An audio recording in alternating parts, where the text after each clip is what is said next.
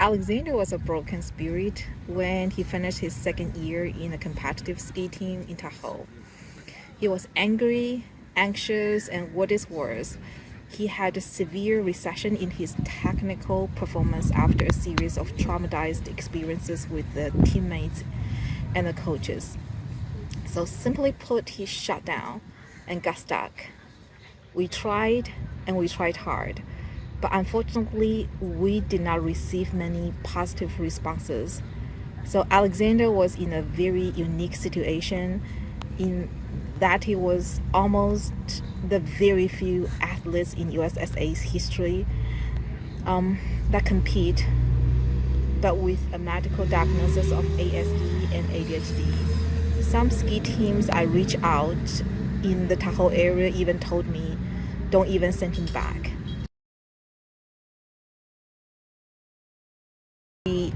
We talked to many ski resorts, not only in California, but also Colorado, Utah, and even as far as Maine.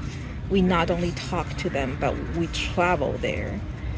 Everyone who saw Alexander in person and skied with him knew Alexander was something, but no one knew what they could do about it, as there were no guidelines or no examples.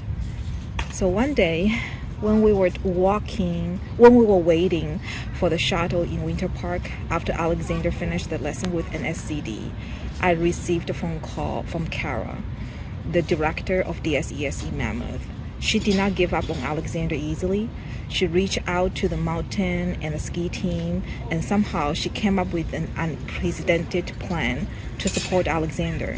She told me in an exciting voice on the phone, "Let's do it."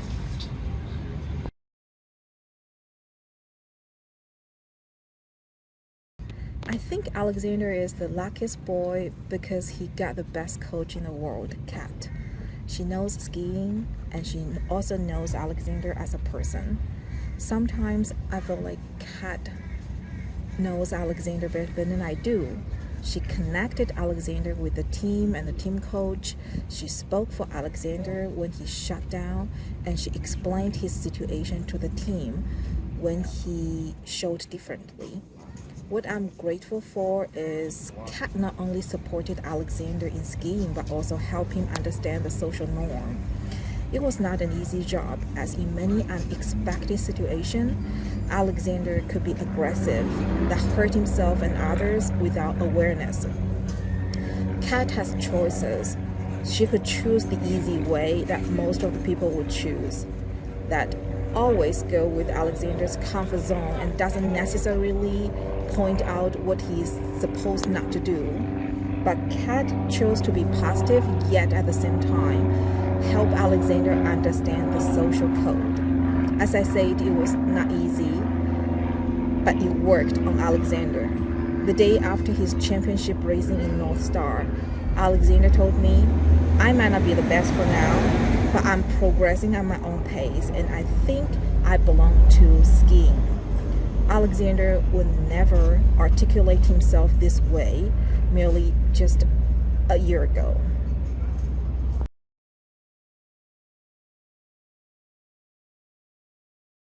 A year ago, Alexander was angry and anxious when he realized he was not able to be included. After this whole year of effort, even knowing there will be a long way ahead of us, Alexander became happy, optimistic, and confident. And more importantly, he started to generalize his skills he learned through his most preferred activity, skiing, into his daily life. He holds himself up when he has problems. Even when he melts down, it takes him much less time than before to get back to himself. What touches me the most is, at such a young age of 9, he started to realize he could speak up for himself, and he wanted to speak up for others who might struggle the same way as he used to. Well, they deserve a chance to be included, right? They deserve a chance to be included, so that's why I'm speaking for them, because my problems were like I weren't really included in some of the stuff I did, so you know, you get the point.